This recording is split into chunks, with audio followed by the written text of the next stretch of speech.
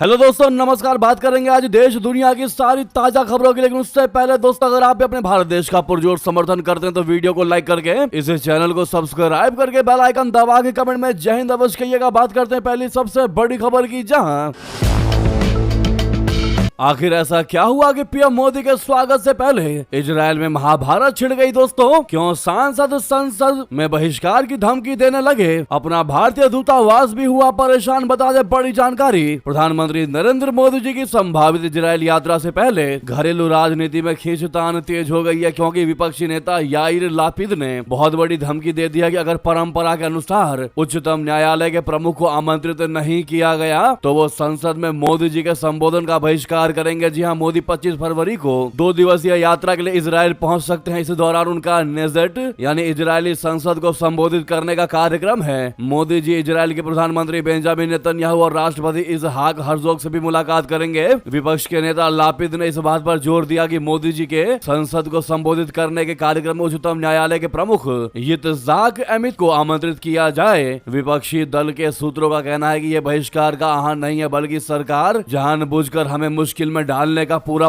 प्रयास कर रही है। लापिद ने हाल ही में संसद को जानकारी दी, बताया कि हमने भारतीय दूतावास से बात की, वे इससे घबराए हुए हैं। भारत के प्रधानमंत्री मोदी जी को अगले बुधवार को इजरायली संसद में आमंत्रित किया गया है, जो हम सभी के लिए सम्मान की बात है। लापिद ने सांसदों से कहा कि अगर गठबंधन भारत के प्रधानमंत्री मोदी जी के साथ विशेष सत्र के दौरान उच्चतम न्यायालय के प्रमुख का बहिष्कार करता है तो हम चर्चा में शामिल नहीं हो पाएंगे। विपक्षी नेता ने कहा कि हम नहीं चाहते कि भारत को हमारी वजह से शर्मिंदगी उठानी पड़े और ऐसा ना हो कि 1 अरब लोगों के देश के प्रधानमंत्री यहां आधी खाली संसद के सामने खड़े हों। इजराइल की घरेलू राजनीति न्यायिक सुधारों को लेकर तीखी बहस में उलझी हुई है। दोस्तों, आपको बता दें, दरअसल ये विवाद है क्या।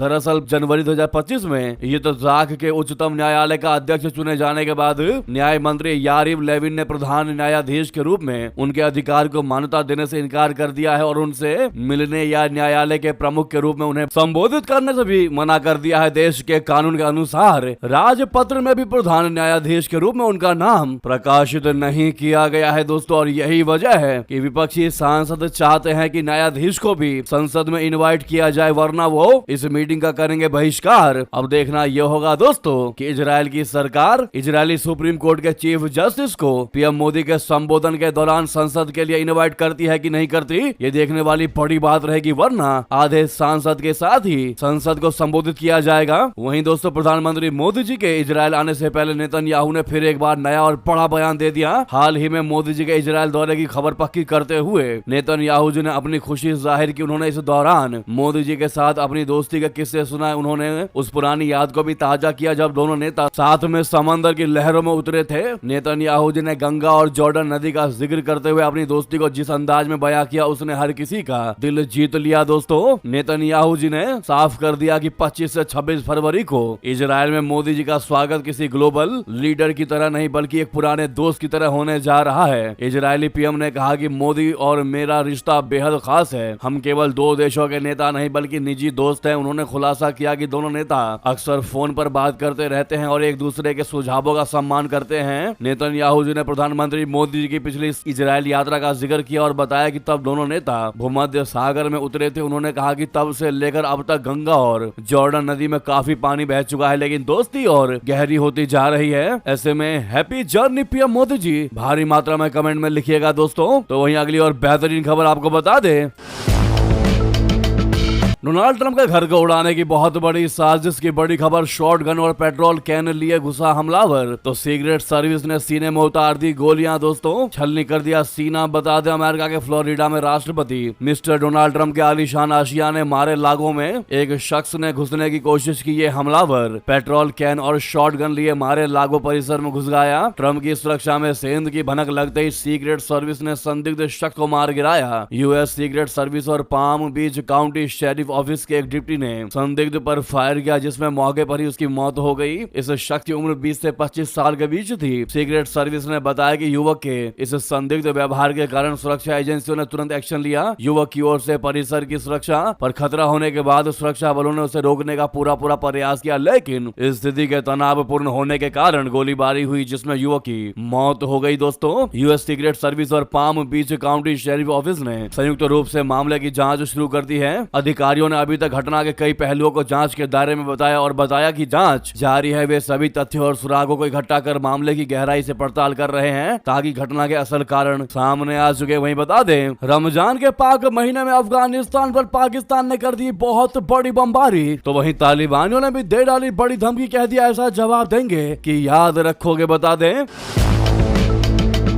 पाकिस्तान और अफगानिस्तान के बीच सीमाई तनाव एक बार फिर गहरा गया है। पाकिस्तान ने अफगानिस्तान में हवाई हमला कर दिया दोस्तों, जिसमें कई लोग मारे गए हैं। इसके जवाब में काबुल ने बहुत बड़ी चेतावनी दे दी। अफगान सरकार ने कहा कि इस हमले का सही और समय पर जवाब दिया जाएगा। पाकिस्तान के सूचना और प्रसारण मंत्रालय ने एक बयान जारी किया, जिसमें कहा गया है कि इस बात के पक्के सबूत हैं कि इस्लामाबाद की एक शिया मस्जिद बाजौर और बन्नू में हुए आतंकी हमले अफगानिस्तान में बैठे आतंकियों के कहने पर किए गए थे। मंत्रालय ने कहा कि इन हमलों की जिम्मेदारी अफगानिस्तान स्थित तहरीक तालिबान पाकिस्तान टीटीपी और Islamic state of Khorasan province ने ली है। बयान में कहा गया है कि पाकिस्तान ने अफगान तालिबान सरकार से कई बार अपील की थी। उसने कहा था कि अफगान जमीन का इस्तेमाल पाकिस्तान के खिलाफ आतंकी गतिविधियों के लिए न होने दिया जाए, लेकिन तालिबान सरकार ने आतंकियों के खिलाफ कोई ठोस कार्रवाई नहीं की। इसी के जवाब में पाकिस्तान ने खुफिया जानकारी के आधार पर इन आतंकी ठिकानों को निशाना बनाया। वहीं अफगानिस्तान ने इन हमलों की कड़ी निंदा की है। अफगान रक्षा मंत्रालय ने एक बयान में कहा कि पक्तिका और नंगरहार प्रांत पर हुए पाकिस्तानी हमलों का माकूल जवाब दिया जाएगा।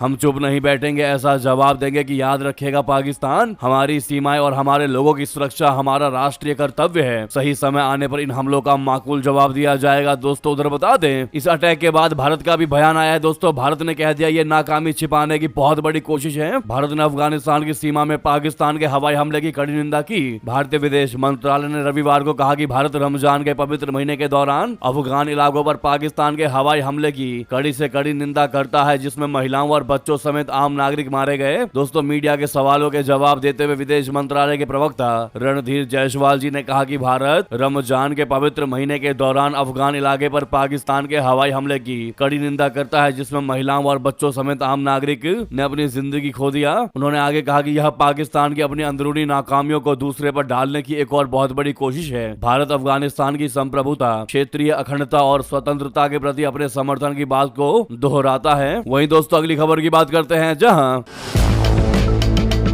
ईरान और रूस के बीच हुई सीक्रेट हथियार डील ट्रंप को लगा बहुत बड़ा तगड़ा झटका। दोस्तों, अभी की सबसे बड़ी जानकारी, ईरान ने बड़ा दाव चल दिया अमेरिका से तनाव के बीच। अब रशिया से खरीदेगा घातक एंटी एयरक्राफ्ट मिसाइलें। दोस्तों, ईरान ने अमेरिकी हमले के खतरे को बढ़ता देख रशिया के साथ एक बहुत बड़ा डिफेंस डील किया है। दोस्तों, इस डील के तहत ईरान हजारों की संख्या में कंधे पर रखकर दागी जाने वाली घातक एंटी एयरक्राफ्ट मिसाइलें खरीदेगा। इस सौदे की अनुमानित कीमत 500 मिलियन यूरो आंकी गई है। हालांकि दोनों देशों ने इस डिफेंस डील को अभी तक गुप्त ही रखा है। ईरान को आशंका है कि अमेरिका कभी भी उसके खिलाफ हमले की कार्रवाई कर सकता है। अमेरिकी राष्ट्रपति ट्रंप ने भी परमाणु समझौता न होने की सूरत में ईरान के खिलाफ सीमित सैन्य कार्रवाई की बात कह चुके हैं। फाइनेंशियल टाइम्स यानी एफटी ने लीक हुए रूसी डॉक्यूमेंट्स का हवाला देते हुए बताया है कि ईरान और रशिया के बीच इस डील पर पिछले साल दिसंबर में साइन हुए थे। इस एग्रीमेंट के तहत रशिया 3 साल में 500 मैन पोर्टेबल बुरवा लॉन्च यूनिट और 2500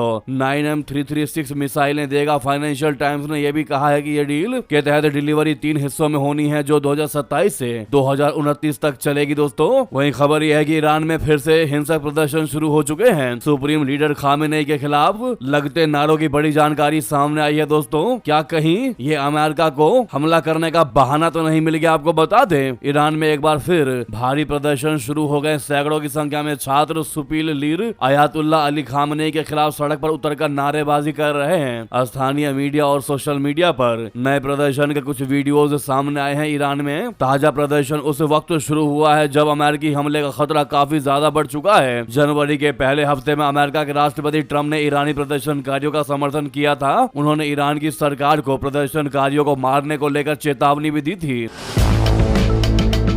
ट्रम्प ने उस वक्त कहा था कि मदद रास्ते में है, इसीलिए अब सवाल यह है कि क्या अब अमेरिकी हमला होने का समय आ चुका है। ईरान प्रदर्शनकारियों के खिलाफ सख्ती करेगा, ये निश्चित है। तो क्या अमेरिका को ईरान पर हमला करने का एक बहाना मिल गया है? रिपोर्ट के अनुसार छात्रों ने शनिवार को ईरान के कई विश्वविद्यालयों में प्रदर्शन शुरू कर दिया। नए सेमेस्टर की शुरुआत में प्रदर्शनकारियों और सरकार के समर्थक संगठनों के बीच झड़पें हुई हैं। ईरान में दिसंबर जनवरी में हुए प्रदर्शन में करीब 4000 से 5000 प्रदर्शनकारियों के मारे जाने की रिपोर्ट है। ईरान सरकार ने करीब 3800 लोगों की मौत की आधिकारिक तौर पर जानकारी दी थी। ताजा प्रदर्शन जनवरी में सरकार विरोधी हुए प्रदर्शन में मारे गए लोगों के लिए 40 दिनों के बाद आयोजित किए गए शोक समारोह से भी शुरू हुआ है। दोस्तों, CIA के एक्स अफसर ने एक बहुत बड़ा खुलासा, बहुत बड़ा दावा करके सबको चौंका दिया। बता दिया कि ईरान पर कब अटैक करेगा अमेरिका। क्या दावा किया है बता दें। CIA के पूर्व अफसर जॉन किरियाकू की माने तो अमेरिका अगले हफ्ते की शुरुआत में ईरान के खिलाफ सैन्य हमले को लेकर आखिरी फैसला करेगा। हालांकि वॉशिंगटन की ओर से पब्लिक मैसेज इस ओर इशारा करते हैं कि कूटनीति का रास्ता अभी भी खुला हुआ है। न्यूयॉर्क के मशहूर जूलियन डोरे पॉडकास्ट के दौरान पूर्व CIA अफसर ने कहा कि उनके व्हाइट हाउस का दौरा कर चुके एक पूर्व खुफिया सहयोगी से पता चला है कि ईरान पर हमला जल्द हो सकता है। उन्होंने बताया कि मेरा एक दोस्त पूर्व CIA अधिकारी है, वो व्हाइट हाउस में अपने दोस्तों से बात कर रहा था। उसने बताया कि सोमवार या मंगलवार को ईरान पर यानी 23 या फिर 24 फरवरी को ईरान पर हमला करने का फैसला लिया गया है। उन्होंने आगे कहा कि राष्ट्रपति ट्रंप ने हाल ही में तेहरान को एक व्यापक प्रस्ताव जिसमें बैलिस्टिक मिसाइलें कार्यक्रम, यूरेनियम संवर्धन, हमास जैसे समूहों को समर्थन देने से बंद करना शामिल है, उसको स्वीकार करने के लिए 10 दिन का वक्त दिया है। लेकिन ये डेडलाइन आर्मी के एक्शन को टालने की गारंटी नहीं देती है। उन्होंने इसे रणनीति करार देते हुए कहा कि वो आपको 10 दिन का या तो सप्ताह का समय देंगे, लेकिन फिर 2 दिन बाद ही हमला कर देंगे। साथ ही साथ दोस्तों, ये तो रही पूर्व CIA अफसर का दावा कि आज या फिर कल के दिन में ईरान पर बड़ा अटैक हो सकता है। लेकिन वहीं आपको बता दें, क्या इस अटैक से बदल जाएगा मिडिल ईस्ट का नक्शा? अमेरिका के विरोध में 57 मुस्लिम देश खड़े हैं, बता दें। अमेरिका की धमकियों ने और ट्रंप के बयानों ने अरब देशों को सोचने पर मजबूर कर दिया है कि कहीं इजराइल की सुरक्षा के बहाने ट्रंप मध्य पूर्व का नक्शा बदलने की तैयारी तो नहीं कर रहे। दोस्तों, इजराइल में अमेरिकी राजदूत के एक बयान ने अरब देशों में अमेरिका की एंट्री बैंड करवा दी है। अरब देशों को यह डर है कि अगर अमेरिका और इजराइल का अगला निशाना ईरान बना तो ईरान कमजोर हुआ तो मिडिल ईस्ट का शक्ति संतुलन हमेशा के लिए बदल जाएगा। इसी डर की वजह से OIC, अरब लीग और GCC जैसे मुस्लिम देशों के संगठन खुलकर अमेरिका के विरोध में उतर गए हैं। सवाल यह है कि 57 देशों का सामूहिक संदेश क्या अमेरिका को रोकेंगे ये अरब देश? दोस्तों, अब अमेरिका के राजदूत ने ग्रेटर इजराइल का समर्थन करके नई बहस छेड़ दी है। अरब दुनिया को ये डर है कि अगर ईरान कमजोर हुआ तो मध्य पूर्व का नक्शा भी बदल जाएगा और आज का इजराइल बढ़कर ग्रेटर इजराइल बन जाएगा। इसी आशंका ने 57 देशों का समूह OIC, LAS और GCC जैसे संगठनों को एक साथ ला दिया है और अरब दुनिया पहली बार खुलकर ये कह रही है कि अरब की सीमाएं उनकी रेड लाइन है और इस रेड लाइन को तोड़ने की अनुमति वो अमेरिका को भी नहीं देंगे।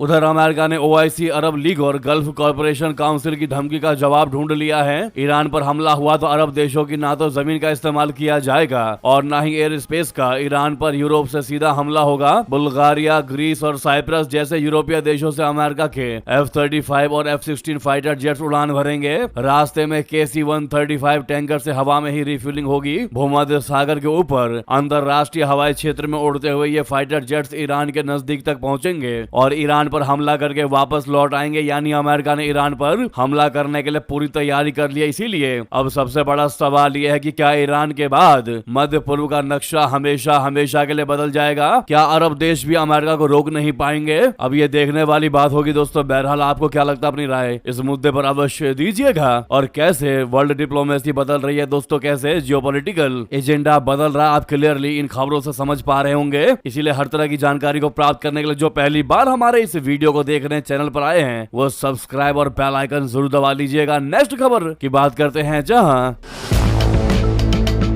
टैरिफ में बदलाव से भारत अमेरिका ट्रेड डील पर बैठक टली। दोस्तों, इसमें भारत पर 18% लगना था टैरिफ, अब ट्रंप ने खुद ही ग्लोबल टैरिफ 15% कर दिया। दोस्तों, भारत और अमेरिका के बीच अंतरिम व्यापार समझौते बोले तो ITA यानी आईटा को लेकर होने वाली बैठक टल गई है। ये जानकारी न्यूज एजेंसी PTI ने सरकारी सूत्रों के हवाले से दी है। बैठक 23 से 26 फरवरी को वॉशिंगटन में होनी थी। दरअसल समझौते में भारत को 18% टैरिफ देना था, लेकिन शुक्रवार को अमेरिकी सुप्रीम कोर्ट ने सभी ग्लोबल टैरिफ रद्द कर दिए थे, जिसके बाद ट्रंप ने शुक्रवार को ही दुनिया भर पर पहले 10% टैरिफ लगाया, फिर 24 घंटे के अंदर ही उसको बढ़ाकर 15% कर दिया। अब ट्रंप का 15% ग्लोबल टैरिफ लागू हो रहा है, जो डील वाले 18% से कम है। इसके कारण दोनों पक्षों ने तय किया है कि इन बदलावों की समीक्षा के बाद ही बैठक की नई तारीख को तय की जाएगी। बैठक के टलने से अब इस ट्रेड डील में देरी हो सकती है। दोस्तों, कॉमर्स मिनिस्टर पीयूष गोयल जी ने 7 फरवरी को प्रेस कॉन्फ्रेंस में अमेरिका के साथ ट्रेड डील की जानकारी दी थी। उन्होंने बताया था कि भारतीय कृषि उत्पाद अमेरिका में 0 टैरिफ पर निर्यात किए जाएंगे, जबकि अमेरिका के कृषि उत्पादों को भारत में कोई टैरिफ छूट नहीं दी गई है। इसके अलावा भारत ने अगले 5 साल में अमेरिका से $50,000 करोड़ यानी 45,30,000 करोड़ रुपए इंडियन रुपए के उत्पाद खरीदने पर सहमति जताई। इसके बाद अंतरिम व्यापार समझौते यानी आइटा का फ्रेमवर्क जारी किया गया था। इसके तहत ही भारतीय सामान पर अमेरिका का टैरिफ 25% से घटाकर 18% कर दिया गया है। इसके अलावा रशिया से तेल खरीदने को लेकर भारत पर लगाया गया 25% अतिरिक्त टैरिफ भी हटा लिया गया था। अब ट्रंप के टैरिफ में बदलाव से भारत पर लगे टैरिफ को लेकर ये भी सवाल उठ रहा है कि भारत को 18% टैरिफ देना होगा या फिर 15%। इसकी 2 वजह है दोस्तों, दोनों वजह आपको बता दे। पहली वजह है, राष्ट्रपति ट्रंप ने शुक्रवार को प्रेस कॉन्फ्रेंस करके कहा कि भारत के साथ ट्रेड डील पर कोई असर नहीं पड़ेगा, ये पहले की तरह ही आगे बढ़ेगी। दूसरी वजह, बीबीसी की रिपोर्ट के मुताबिक व्हाइट हाउस के एक अधिकारी ने बताया कि ब्रिटेन, भारत और यूरोपीय संघ सहित अमेरिका के साथ व्यापार समझौते करने वाले देशों को अब धारा 122 के तहत 10% वैश्विक टैरिफ का ही सामना करना पड़ेगा, ना कि उस टैरिफ दर का जिस पर उन्होंने पहले बातचीत की थी। अब इस आधार पर शनिवार के ऐलान के बाद 15% रहेगा। दोस्तों, बीबीसी की रिपोर्ट सही अगर माने तो भारत पर कुल टैरिफ 18% से घटकर 15% रह जाएगा, जबकि ट्रंप के उस बयान की बात माने तो 18% टैरिफ की ओर ही इशारा कर रहा है। आपको क्या लगता है दोस्तों, क्या रहने वाला है? जो भी आप किस मुद्दे पर आए हैं जरूर कमेंट कीजिएगा, साथ ही साथ बता दें तारिक रहमान के आते ही बांग्लादेश की सेना में बहुत बड़ा फेरबदल, सेना प्रमुख से छीना फ्री हैंड। दोस्तों, तारिक रहमान जैसे ही बांग्लादेश के प्रधानमंत्री की कुर्सी पर बैठे, वैसे ही सरकार और सेना में तनातनी शुरू हो गई। बांग्लादेश की राजनीति में अब चर्चा ये गर्म है कि तारिक रहमान अब सेना के भीतर से पुराने चेहरों को साफ कर अपने वफादारों की फौज खड़ी कर रही है। इसी रणनीति के तहत हाल ही में बांग्लादेशी सेना में एक बहुत बड़ा फेरबदल कर दिया गया। टॉप लेवल के जनरल इधर से उधर किए गए हैं और कई नए चेहरों को बड़ी से बड़ी जिम्मेदारियां सौंप दी गई है। अभी तक आर्मी के फैसले लेने वाले सबसे पावरफुल शख्स सेना प्रमुख वकार उज जमा थे, लेकिन अब उनसे फ्री हैंड वाली पावर छीन ली गई। दोस्तों, बांग्लादेशी सेना के जनरल वकार उज जमा ने शेख हसीना के जाने के बाद देश की कमान संभाली थी, लेकिन अब उनका फ्री हैंड वाला दौर खत्म हो चुका है। तारिक रहमान ने वकार उज जमा के करीबी जनरलों को पदों से हटाकर उन्हें कूटनीतिक भूमिकाओं में देश से बाहर भेज दिया है। जनरल वकार अभी भी सेना प्रमुख तो है, लेकिन उनके चारों तरफ अब ऐसे अधिकारियों को तैनात कर दिया गया है जो सीधे प्रधानमंत्री कार्यालय को रिपोर्ट करते हैं। इस मेगा फेरबदल में टॉप लेवल के जनरल इधर से उधर किए गए हैं। खलीलुर रहमान और मैनूर रहमान जैसे अधिकारियों को बड़ी जिम्मेदारियां सौंपी गई हैं। जानकारों का कहना है कि तारिक रहमान सेना के भीतर अपनी एक प्राइवेट चेन ऑफ कमांड बनाना चाहते हैं, ताकि भविष्य में अगर सेना तख्ता पलट की सोचे भी तो उनके पास अपने वफादार कमांडर्स मौजूद होने चाहिए। दोस्तों, दिल्ली में तैनात रहे ब्रिगेडियर जनरल हफीजुर रहमान को मेजर जनरल बनाकर बड़ी डिवीजन सौंपना भी इसी रणनीति का हिस्सा माना जा रहा है। बाकी जानकारी सामने आप देख ही पा रहे हैं। साथ ही साथ दोस्तों, उधर खबर ये भी है कि बांग्लादेश के विदेश मंत्री से मिले हैं भारतीय हाई कमिश्नर। वीजा बस सेवा के बाद अब और क्या सेवाएं चालू होने वाली हैं बता दें। भारत ने बांग्लादेश की नई चुनी हुई तारिक रहमान सरकार के साथ निरंतर मिलकर काम करने की अपनी तैयारियों का संकेत दिया है। भारतीय हाई कमिश्नर प्रणय वर्मा जी ने कहा कि नई दिल्ली ढाका के साथ नए सिरे से बातचीत करने के लिए उत्सुक है। भारतीय हाई कमिश्नर प्रणय वर्मा ने यह बात रविवार को बांग्लादेश के विदेश मंत्री खलीलुर रहमान से मुलाकात के बाद कही। यह मुलाकात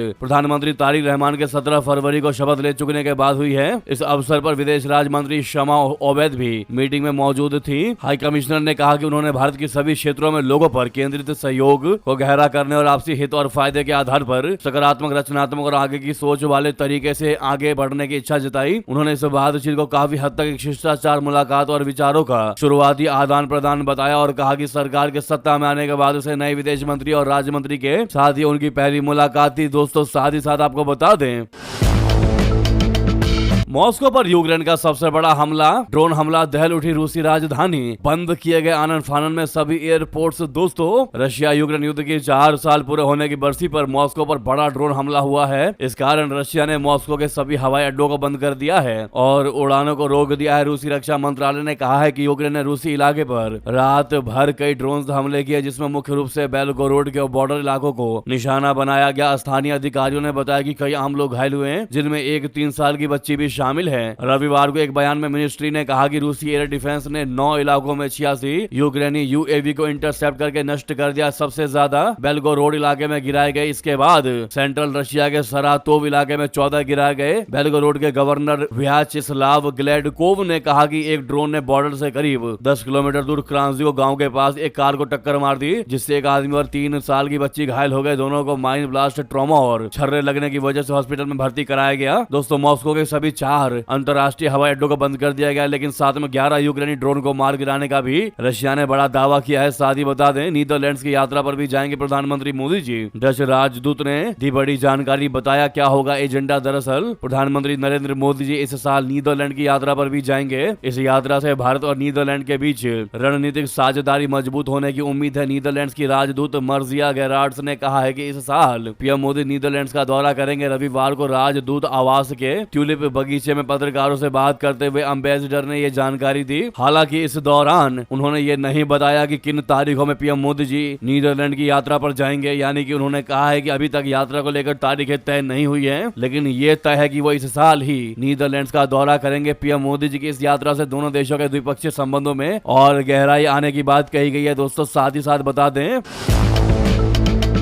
ममता बनर्जी है इंडिया गठबंधन की नेता, आप छोड़ दे ड्राइविंग सीट। जी हाँ, मणिशंकर अय्यर की राहुल गांधी को बड़ी नसीहत, जिसके बाद बंगाल कांग्रेस भड़क उठी। दोस्तों, अपने विवादित बयानों के लिए जाने जाने वाले कांग्रेसी नेता मणिशंकर अय्यर ने इस बार अपनी पार्टी के वरिष्ठ नेता राहुल गांधी को सलाह दी है कि वे इंडिया गठबंधन का नेतृत्व क्षेत्रीय दलों के नेताओं के लिए छोड़ दें। उन्होंने कहा कि बंगाल की मुख्यमंत्री ममता बनर्जी इस गठबंधन की नेता है, जिनके बिना इंडिया गठबंधन का INDIA खत्म हो जाएगा। बंगाल विधानसभा चुनाव से पहले उनके इस बयान से सियासी विवाद पैदा हो गया है। रविवार को कोलकाता में पत्रकारों से बात करते हुए अय्यर ने यह बात कही दोस्तों कि ममता बनर्जी इस गठबंधन की नेता हैं। उनके साथ 2 या 4 अन्य लोग भी हैं जो इस पद को हासिल कर सकते हैं। इस पद पर छोटे दलों को होना चाहिए, चाहे वो स्टालिन हो, ममता दीदी हो, अखिलेश यादव, तेजस्वी यादव या फिर कोई और। मुझे उम्मीद है कि राहुल गांधी को इस पद पर बने रहने की कोशिश करने के बजाय ये पद इन छोटे दलों को संभालने देना चाहिए। तो वहीं बता दें, यूपी में राष्ट्रपति शासन की बड़ी मांग, झारखंड के मंत्री इरफान अंसारी का राष्ट्रपति को लेटर। दोस्तों, झारखंड के स्वास्थ्य मंत्री डॉक्टर इरफान अंसारी ने राष्ट्रपति द्रौपदी मुर्मू जी को पत्र लिखकर यूपी समेत अन्य राज्यों में अल्पसंख्यकों और उलेमाओं के साथ हो रही हिंसा पर गहरी चिंता जताई। उसको लेकर उन्होंने राष्ट्रपति द्रौपदी मुर्मू जी को पत्र लिखा। उन्होंने अपने लेटर में कहा है कि ऐसी घटनाएं संवैधानिक मूल्यों और देश की गंगा जमुनी तहजीब के खिलाफ है। इरफान अंसारी ने राष्ट्रपति से इस मामले में हस्तक्षेप करने की भी मांग की। इरफान अंसारी ने आग्रह किया है कि इन घटनाओं की विस्तृत रिपोर्ट मांगी जानी चाहिए। वहीं दोस्तों, मेरठ रैली में किस पर गुस्सा हो गए पीएम मोदी जी, कहने लगे देश जानता है आप पहले से नंगे हैं, दरिद्र हो। जी हाँ, मेरठ की धरती से प्रधानमंत्री नरेंद्र मोदी जी ने कल कांग्रेस के दिल्ली में किए गए शर्टलेस प्रोटेस्ट पर तीखा हमला बोला। उन्होंने कहा है कि दिल्ली में AI समिट जैसा सम्मेलन दुनिया के विकासशील देशों में आज तक कभी नहीं हुआ। दुनिया के कोने कोने से लाखों लोग दिल्ली में जुटे थे, लेकिन कांग्रेस के लोगों ने इसे नंगी राजनीति का अखाड़ा बना दिया। उन्होंने कहा कि मैं मेरठ के लोगों से पूछना चाहता हूँ कि आपको गर्व हुआ या फिर नहीं हुआ। लोगों ने हाँ में जवाब दिया। मोदी ने एक सुर में गरजते हुए कहा कि यह काम भारत के लिए हुआ या नहीं हुआ, भारत के भाग्य को बदलने के लिए हुआ या नहीं, 21वीं सदी में लीडरशिप लेने के लिए हुआ या नहीं हुआ। लोगों ने हाँ में जवाब भरते रहे। मोदी जी ने जोर देकर कहा कि पूरा देश गर्व से भर गया, लेकिन कांग्रेस और उसके इकोसिस्टम ने क्या किया? कांग्रेस ने भारत के एक वैश्विक आयोजन को अपनी गंदी और नंगी राजनीति का अखाड़ा बना दिया। मोदी जी ने कहा कि समारोह स्थल पर विदेशी अतिथियों के सामने कांग्रेस के नेता कपड़े उतारकर पहुंच गए। मैं कांग्रेस वालों को पूछता हूं, देश तो जानता है कि आप पहले से ही नंगे हो, फिर कपड़े उतारने की क्या आवश्यकता पड़ी? दोस्तों, इस मुद्दों पर आपकी जो भी राय हो जरूर कमेंट करके बताइएगा। लगे हाथ तो इस वीडियो को लाइक करके चैनल को सब्सक्राइब करके बेल आइकन दबा के कमेंट में जय हिंद कह दीजिएगा। मिलते हैं आपसे अगली बेहतरीन खबरों के साथ। तब तक के लिए आप सभी का बहुत बहुत धन्यवाद, बहुत बहुत आभार। लेकिन जाते जाते इस वीडियो को शेयर अवश्य कर दीजिएगा दोस्तों। जहां पर भी आपका ग्रुप हो व्हाट्सएप, फेसबुक, एक्स पर जरूर शेयर करिएगा। बहुत बहुत धन्यवाद। जय हिंद, जय भारत।